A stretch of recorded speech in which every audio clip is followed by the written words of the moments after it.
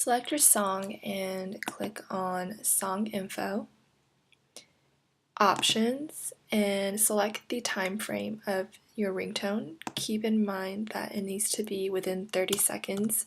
So for the sake of this video, I'm just going to do it from 0 to 30 seconds. And then click on File, Convert, Create AAC version, and give it a second.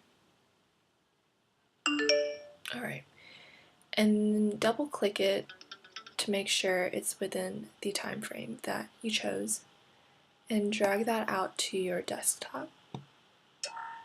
And I'm going to delete this because I don't need it.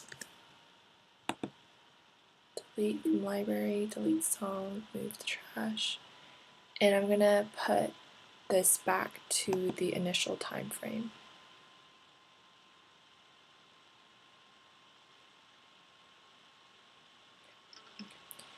So back to your ringtone, you're going to change the M4A to M4R. Use M4R. Connect your iPhone to iTunes and click on this little icon. And you're going to scroll all the way down to Options and click on Manually Manage Music and Videos. And then go to Tones and drag your ringtone in there. And then sync, and then done. Then in your phone, click on Settings, Sounds and Haptics, and Ringtone. And then if you scroll all the way up, you'll see your song listed there under ringtones.